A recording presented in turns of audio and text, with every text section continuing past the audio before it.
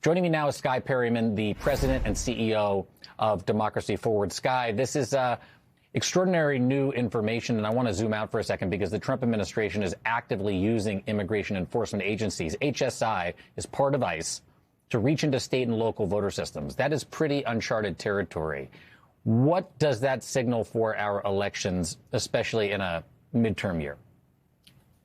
It certainly signals that you have an administration that is really seeking to double down on these claims that there is no basis for around non-citizen voting for all the reasons that you just cited, as well as so many more. DHS has made hires recently where you have people that are actually known election conspiracy theorists and conspiracy promoters within DHS and ICE. So this is highly concerning and is yet another data point that this administration is trying to seed doubt in the American people's mind, is trying to wheel and deal in misinformation in order to undermine our elections coming up. We know about North Carolina and Texas because of the work that you've done, but is there any indication that ICE has gotten access to this data in any other state? You know, we are investigating that. And the one thing I want to highlight for everyone paying attention is, of course, we know about this because we at Democracy Forward, working alongside partners, are able to request information. When the administration stonewalls and doesn't provide it, we're able to sue and get information out. And that's part of the work here, is for people to understand that lawyers and organizations like ours are going to work every single day to uncover what is happening and also to challenge what is happening where the administration violates the law. So just know that. That should give us all some measure of hope that there are folks that are going to work on this every single day. We are investigating how widespread this is. We do know that the administration's efforts to seed doubt about the election, to continue to spread lies that they can provide no evidence for, has been something that they've been focused on in a number of states across the country, not just Texas and North Carolina. Yeah, I completely agree that doubt is the key word here. And that's what this is doing, sowing the seeds of doubt surrounding the midterms, making it all much louder, no matter if it's just these two states. And that's two states too many. I want to play a part of a conversation for you that I had with Illinois Governor J.B. Pritzker last year in the middle of the ICE raids in Chicago. Let's watch. I believe that he's going to post people outside of ballot boxes and polling places.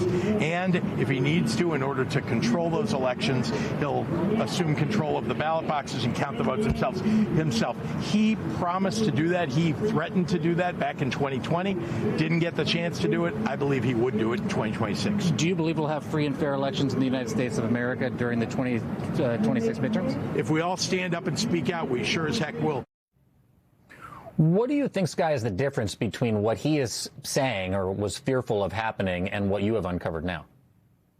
Look, I think the governor is right to be fearful that this administration is going to do everything they can to try to intimidate people not to vote, to try to seed doubt about the vote, and to try to undermine our elections.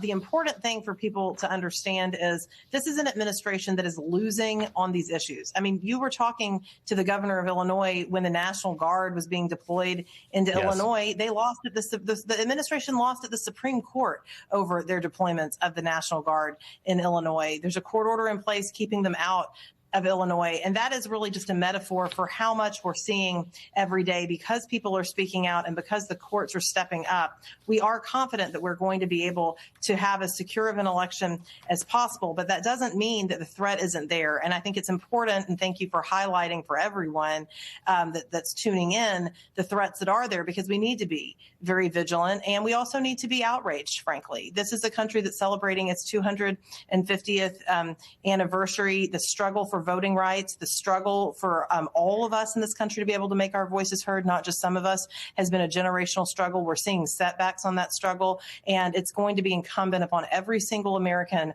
to make up their mind that we are not going to have our voices silenced. Skye Perryman, the president and CEO of Democracy Forward, such incredibly important work. Thank you for bringing it to Connect. I appreciate you being here. Thank you.